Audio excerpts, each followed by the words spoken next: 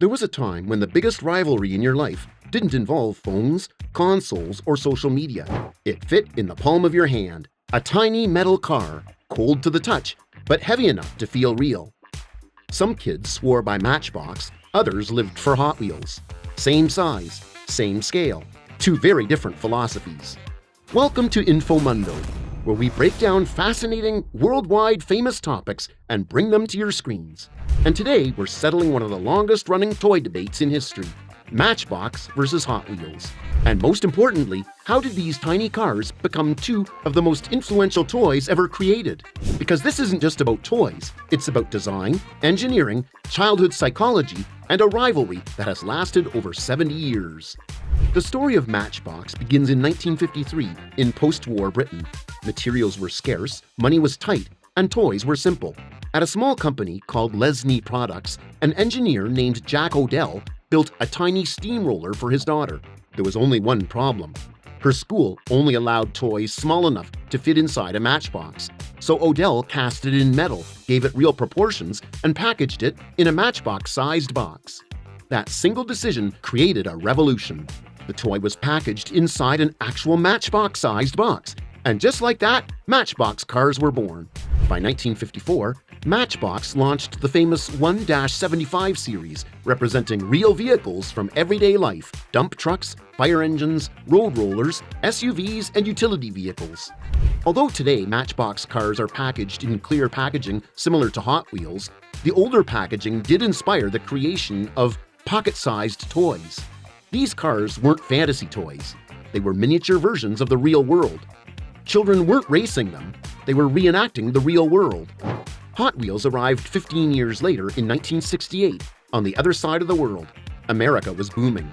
Car culture was exploding. Muscle cars dominated the streets. Drag racing was popular. Hot rods ruled the streets of California. Speed was everything. Mattel co-founder Elliott Handler wanted toy cars that didn't just look good. He wanted them to race, and unlike Matchbox, realism wasn't the priority. Hot Wheels launched with the legendary Original 16, bold, exaggerated cars with massive engines, wild paint jobs, and ultra-fast wheels. Within the first year, millions were sold, quickly becoming one of the fastest-growing toy brands in history. Kids weren't just pushing cars anymore. They were launching them through loops. Matchbox cars are designed to represent reality. Every model begins with a real vehicle, often construction trucks, emergency vehicles, city cars, SUVs, and utility vehicles. Designers work in 1:64 scale, but realism comes with limits. At that size, door handles disappear, headlights blur, and proportions start to look wrong. To fix this, Matchbox designers slightly exaggerate reality. Wheels are a bit larger, lines are deeper, details are sharper. The goal is simple. When you see it, you recognize it immediately. Matchbox avoids extreme shapes on purpose. Sharp angles, huge wings, and exposed engines are usually avoided because Matchbox wants vehicles to feel like something you might actually see on the street. Hot Wheels flips that philosophy completely. Yes, some models are based on real cars, but many are fantasy-first designs. Designers ask questions like, what if this car had a jet engine? What if the wheels were exposed? What happens if a car is wider, lower, or faster? What if it could survive a loop? Hot Wheels cars are built to perform on tracks. That means wider wheelbases, lower centers of gravity, ultra-smooth axles. Here, function shapes form, not realism. Matchbox asks how a car fits into the world. Hot Wheels asks how far it can go before flying off the track. But before we explain and compare your favorite toy cars further, just a quick reminder. If you're liking this video so far, you'll love what else we've built here on INFOMUNDO. Check out the channel for more information on the world's most famous stuff. Despite their differences, both brands rely on the same core manufacturing process: die casting. At around 400 degrees Celsius, molten zinc alloy, often called Zampak, is injected into precision steel molds under high pressure. Within seconds, a solid metal car body is formed. Weight and balance is where differences appear. Matchbox cars are generally heavier on purpose. That extra weight makes them feel more realistic in the hand and helps them sit properly on flat surfaces instead of sliding around. Hot Wheels cars are often lighter, optimized for track momentum, and carefully balanced to reduce friction and maximize speed on track systems. Even a few grams makes a huge difference at this scale. Matchbox painting prioritizes accuracy. Colors are chosen to match real-world vehicles, utility yellows, police blues, and industrial whites. They also add subtle details like headlights, grills, and logos, applied using tampo printing, capable of decorating tens of thousands of cars per day. Hot Wheels, on the other hand, embraces spectacle with bright spectraflame paints, metallic flakes, and translucent finishes. Some Hot Wheels cars go through up to 5 paint layers, including clear coats designed to resist scratching during high-speed play. They're designed to stand out. If there's one area where the rivalry becomes obvious, it's the wheels. Matchbox wheels are designed for realism. They're either rubber or plastic, depending on model, prioritized for stability over speed. Matchbox wheels are smaller to keep the car looking realistic on flat surfaces. Matchbox wheels are a design feature. Hot Wheels wheels have low-friction axles. They're optimized for track racing and how they can spin freely for longer distances. Hot Wheels wheels are an engineering feature. The original Hot Wheels cars were tested like real race cars. They were rolled down long tracks repeatedly to test speed and stability. Cars that flipped too easily didn't make it to stores. Hot Wheels wheels are often larger and wider to reduce wobbling at high speeds. Before screens, toy cars were how children learned to imagine. They were often a child's first experience with design, motion, and cause and effect. Long before kids dreamed of driving real cars, they were already learning how movement felt. Matchbox cars encourage storytelling. Kids imagine themselves in city traffic, working at construction zones, going on rescue missions. The bedroom floor becomes a city.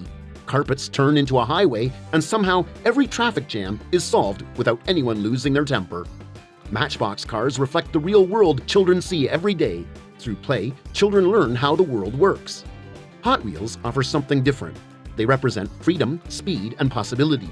They tell us cars don't need rules and that gravity is more of a suggestion than a law. Hot Wheels encourage competition. Kids go crazy with stunts and races. Hot Wheels don't just sell cars. With entire track systems, they turn play into a test of physics. Bright orange tracks, modular pieces, loops, jumps, and boosters turn playtime into a race course. You can never have enough tracks. Each new piece promises bigger stunts and faster runs, and suddenly the floor isn't big enough anymore. Hot Wheels tracks offer height. The higher the starting point, the faster the car goes. Kids learn this almost immediately, that if they raise the track and the car shoots forward, and when lowered, the car barely makes the loop. Without realizing it, kids are learning how speed builds and how momentum carries a car forward right until it flies off the track. Matchbox's approach is different. Instead of tracks, it focuses on environments: garages, roads, construction sites, and city layouts. And this is why it is a favorite for realism lovers. And because of their realism, Matchbox cars were sometimes used in classrooms and child development studies to help kids understand traffic, jobs, and city planning. Both brands have massive collector communities. Matchbox collectors focus on vintage accuracy, early production runs, and pristine packaging. Some early Matchbox cars, especially from the Lesney era, can fetch thousands of dollars in mint condition. Hot Wheels collectors hunt limited editions, treasure hunts, and rare prototypes. Some of the rarest Hot Wheels cars have sold for six-figure prices at auction. What began as a child's toy became a global collector culture. In 1997, the rivalry took an ironic turn. Mattel, the company behind Hot Wheels, acquired Matchbox. Today, both brands are often produced in the same factories, sometimes on the same production lines. Yet, they remain distinct brands with completely separate identities. Same company, different souls. But beyond design and engineering, let's talk numbers, because these cars aren't just cultural icons. They're big business. Statistically, Hot Wheels is one of the best-selling toys of all time. Hot Wheels has a clear edge in production volume and global revenue, while Matchbox continues to hold a devoted fan base who loves everyday vehicles. Since 1968, Hot Wheels has sold over 8 billion cars worldwide. That's more than many real car brands have ever manufactured. Matchbox doesn't always get as much attention in sales reports, and that's partly because Mattel often groups Matchbox and Hot Wheels together under a Wheels category. But Matchbox still continues to sell tens of millions of cars annually. Matchbox has sold over 2 billion in more than 70 years. Every year, Hot Wheels produces about 700 million cars. That's roughly 22.5 Hot Wheels cars sold per second. Around 40 million Matchbox cars are still produced yearly, roughly nearly 1 million per week. That means Hot Wheels makes nearly 17 times more cars every year. In terms of revenue, Hot Wheels remains the single largest contributor to the vehicles category. In 2025, Hot Wheels generated over $1.5 billion in global revenue. And it's not just because of kids. Collectors contribute roughly 1/3 of global revenue for the brand. Matchbox operates as a smaller, realism-focused brand within the same company. Matchbox still has a huge global distribution, and millions of families and collectors prefer its real-world vehicle lineup year after year.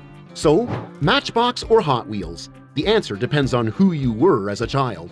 If you loved realism and order, Matchbox likely felt right.